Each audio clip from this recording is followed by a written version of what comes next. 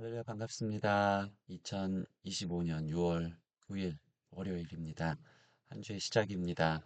또 힘내시기 바랍니다. 오늘도 날마다 만나를 통해 우리의 갈 바를 하나님 원하시는 길을 인도함 받을 수 있는 귀한 시간 됐으면 좋겠습니다. 오늘 창세기 26장으로 넘어갔습니다. 이삭의 이야기가 이제 주인공이 되어서 아브라함 이후에 시작되고 있습니다. 오늘 어떤 이야기가 있는지 함께 나누도록 하겠습니다. 아브라함 때에 첫 흉년이 들었더니 그 땅에 또 흉년이 들매 이삭이 그랄로 가서 블레셋 왕 아비멜렉에게 이르렀더니 여호와께서 이삭에게 나타나 이르시되 애굽으로 내려가지 말고 내가 내게 지시하는 땅에 거주하라. 이 땅에 거류하면 내가 너와 함께 있어 내게 복을 주고 내가 이 모든 땅을 너와 내 자손에게 주리라. 내가 내 아버지 아브라함에게 맹세한 것을 이루러 내 자손을 하늘의 별과 같이 번성하게 하며 이 모든 땅을 내 자손에게 주리니 내 자손으로 말미암아 천하 만민이 복을 받으리라. 이는 아브라함이 내 말을 순종하고 내 명령과 내 계명과 내 율례와 내 법도를 지켰음이라 하시니라. 이삭이 그랄에 거주하였더니. 네, 아브라함 때도 흉년이 있었는데 약속의 땅 가나안에 또 흉년이 들어서 오늘 이삭이 어떻게 행동하고 있는지 오늘 본문 우리에게 보여주고 있습니다. 예. 오늘의 적용입니다. 인생의 시련이 올 때, 우리가 인생의 길을 가는 동안 시련과 어려움에 부딪히게 된다. 그러지 않은 사람들이 없죠. 고난이 반드시 옵니다. 시련이 있습니다. 사실 한 사람의 인생이란 그가 자신의 생애에 당한 시련을 어떻게 대처했는지에 대해 묘사함으로 드러난다. 사실 믿음의 삶이라는 것은 다 괜찮을 땐 좋은 믿음의 사람들 같지만, 시련과 고난이 올 때 내가 진짜 하나님만 믿고 신뢰하고 따르는 사람인지 드러난다는 거죠. 그게 우리의 삶의 믿음의 실력들을 보여주는 겁니다. 시련이라는 것은 그런 리트머스 용지와 같은 것이죠. 그것으로 우리의 인생을 보여줄 수 있습니다. 고난이 우리를 자라게 하고 또 성장하게 하지만 또 하나님께서 우리를 이끌어 가시지만 거기서 나는 누구였는가로 우리 자신이 검증되는 거죠. 오늘 이삭에게 흉년이라는 시련이 옵니다. 26절 보면 아브라함 때에 첫 흉년이 들었더니 그 땅에 또 흉년이 들어. 아마 이삭은 그로 인해서 아브라함으로부터 물려받은 목축과 농사에 큰 손해를 입었을 것입니다. 상당히 이삭의 생애가 그 아빠 아브라함으로부터 그의 삶의 자리와 형편이 주어진다. 매우 이 족보 안에서 하나님께서 이 가게 안에, 가정 안에 주셨던 그 환경들을 계속해서 하나님의 역사를 이루어가는데 사용하고 계신 것을 보게 되죠. 그러니까 그리고 나서 오늘 아브라함에게 주신 축복을 이삭에게 또 약속하시는 것들을 보게 되고 또 그 약속은 이삭 때 못 볼 것이지만 또 후대에 보게 될 내 자손을 하늘의 별과 같이 번성하게 하겠다. 후대의 약속. 하나님은 영원하신 하나님, 시간과 공간을 초월하신 하나님으로 우리 세대에 걸쳐서 그분의 축복을 어, 바로 내일 일어날 일처럼 우리에게 보여주시는 분이신데 우리는 이 현상의 짧은 이 땅의 삶 속에서 그 축복이 있냐 없냐 때문에 또 인생의 시련과 고난이 올 때 그 먼 미래에 그러나 하나님 볼 때는 그렇게 멀지 않은 것이지만 우린 멀다고 느껴지는 그 미래에 올 축복들을 버릴 때가 참 많다라는 생각을 합니다. 어찌됐건 그게 다 지금 연결되어져 있습니다. 나의 조상의 때, 또 나의 윗세대 때, 나의 부모의 세대 때로부터 계속해서 주님의 역사와 일하심들이 그 자리 안에서 시작되는 걸 보게 되는 거죠. 그러니까 이삭은 아브라함으로부터 일단 목축과 농사에 물려받은 게 있지만 흉년이 오니까 손해를 입게 됩니다. 그는 매우 부유했는데 땅의 기근이 극심했고 재산을 모두 잃을 것에 대한 두려움이 있었을 것이다. 그렇죠. 우리가 가진 것들이 기근으로 인해서 갑자기 사업적으로 어, 어떤 세상의 형편으로 인해서 직장의 문제로 인해서 내 자리들이 빼앗기고 지금까지 모아왔던 것들이 다 없어질 것에 대한 두려움이 있을 수 있다는 것입니다. 그는 이러한 흉년 앞에 어떻게 해야 할까? 어떻게 하는 것이 믿음의 삶일까? 오늘 우리에게 교훈 삼아야 되는 것입니다. 첫 번째는 이삭의 약함을 성경은 보여줍니다. 약속의 땅에서 애굽으로 향하고 있습니다. 흉년이 들 때 이삭이 그랄로 가서 블레셋 왕 아비멜렉에게 이르렀더니 이 그랄로 갔다고 해서 그랄로 갔구나라고 생각하지만 그랄은 남쪽 이 가나안 남방 끝이고요. 거길 건너가면 애굽입니다. 그러니까 애굽까지 향한 것입니다. 이 특별히 창세기에서 보면 애굽은 세상을 상징하거든요. 네, 모세오경에서 보면 하나님의 자리가 있고 신앙의 자리가 있고 믿음의 자리가 있는데 예, 그는 기근이 오니까 세상이 더 잘 살아 보이고 그런 가치와 방식대로 살아가는 것이 더 괜찮겠다. 당장 육체적인 살 바를 위해서 애굽으로 향했던 것입니다. 이삭은 그러한 시련을 감당하기에 너무 연약했다. 그는 약속의 땅 가나안을 떠나 애굽으로 향한다. 에라 모르겠다. 나 잠깐 눈 감고 신앙 버리고 지금 내가 먹고 사는 게 더 중요하다. 하나님이 그런데 도움되는 것 같진 않다. 하면서 애굽으로 향한 것이죠. 가는 도중 블레셋의 수도 그랄에 들렀습니다. 먼 길이었기 때문입니다. 그때 블레셋 왕 아비멜렉은 이삭이 블레셋 땅에 머문 것을 허용한다. 아브라함 때도 그랬죠. 이삭이 그랄에서 농사하고 거래하는 것이 아비멜렉에게도 유익했기 때문이다. 당연하겠죠. 근데 중요한 것은 하나님의 백성이 약속의 땅 위치 삶의 자리를 버리고 생계를 위해 세상으로 향하면 안 된다는 것입니다. 그냥 함부로 그러니까 잠깐 버릴게요. 아니면 잠깐 눈 감고 갈게요. 하면 안 된다는 겁니다. 신앙생활이라는 것이.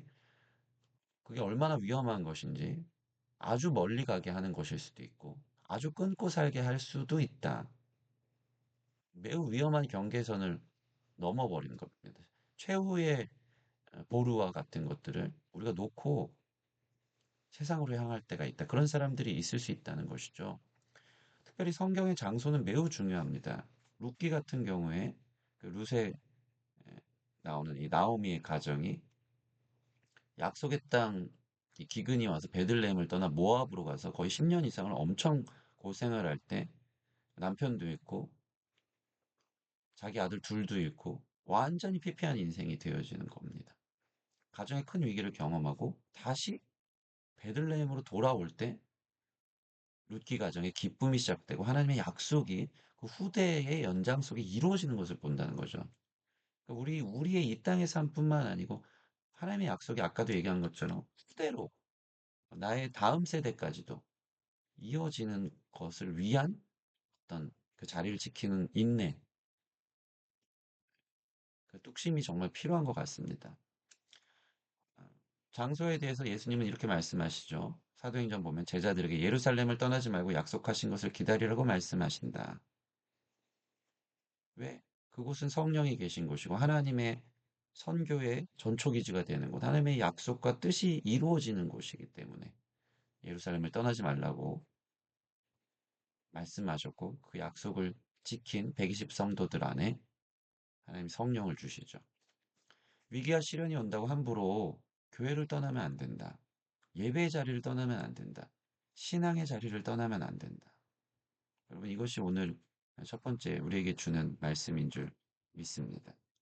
함부로 하나님과의 관계, 하나님의 주권, 그 신앙, 하나님 붙잡은 삶, 그것이 우리 삶으로 보여지는 교회를 함부로 떠나고 감정적으로 상황에 따라 마음의 기근 때문에 또는 나의 삶의 기근 때문에 예배의 자리를 떠나고 신앙의 자리를 떠나면 안 된다는 것입니다.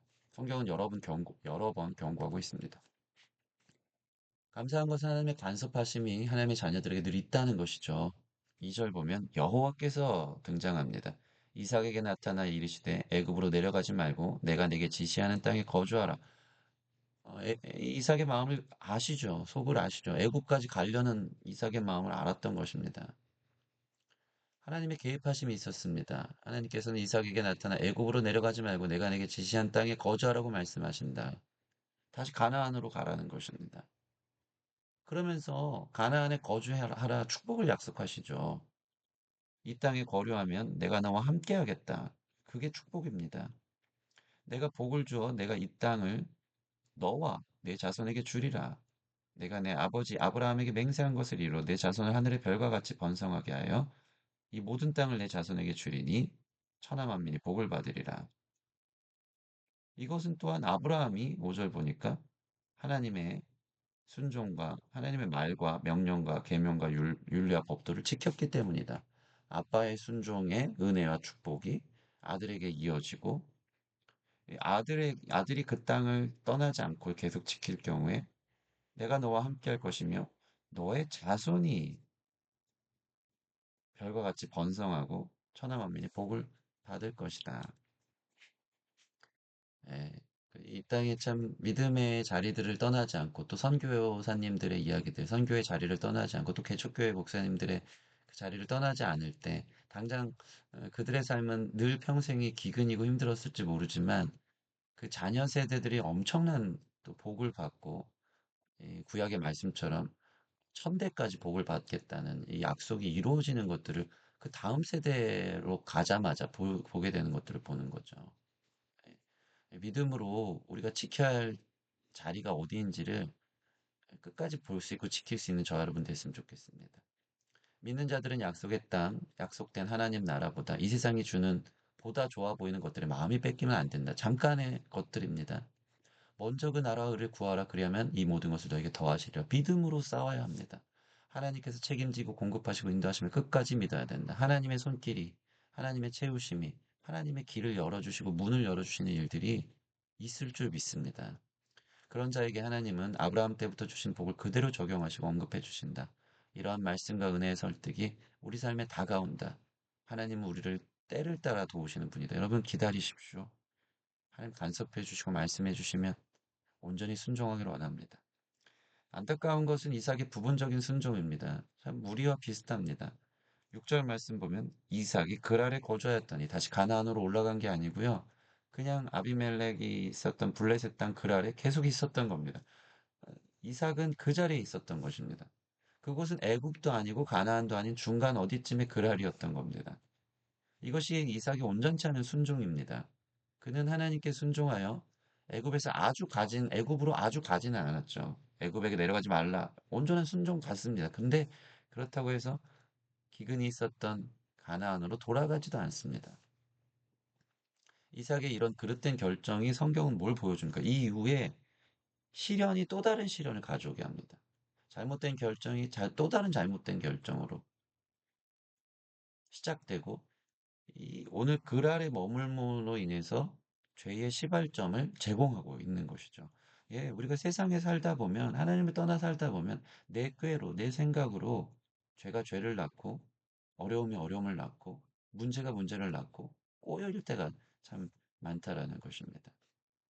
마지못해 주님을 따르며 걸쳐 있는 우리가 온전치 못한 삶의 자리는 무엇인지 다시 한번 고민하고 생각하고 타협했던 것들, 온전한 순종의 자리가 아닌 것들, 무엇인지 생각하고 온전한 순종의 자리로 돌아갈 수 있는 저와 여러분들 되어지길 원합니다.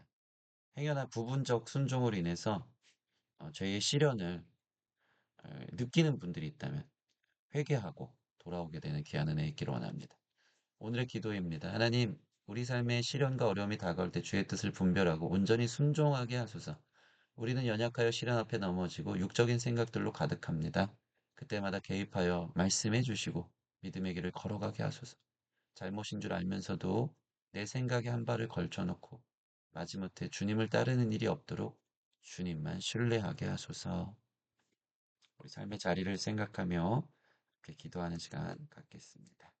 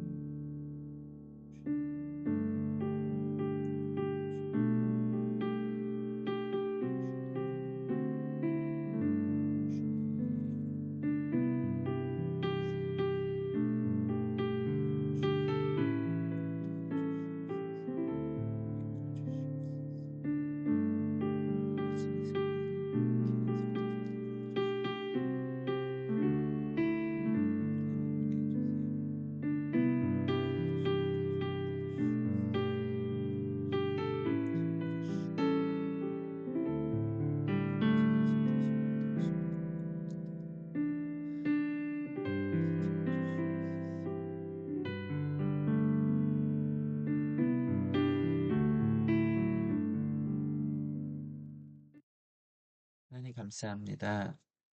하나님, 이삭이 오늘 흉년이 와서 하나님 약속의 땅을 떠나고 또 하나님 개입하셨고 그러나 온전치 못한 부분적 순종으로 또 삶의 시련이 가중되고 있는 것을 보게 됩니다.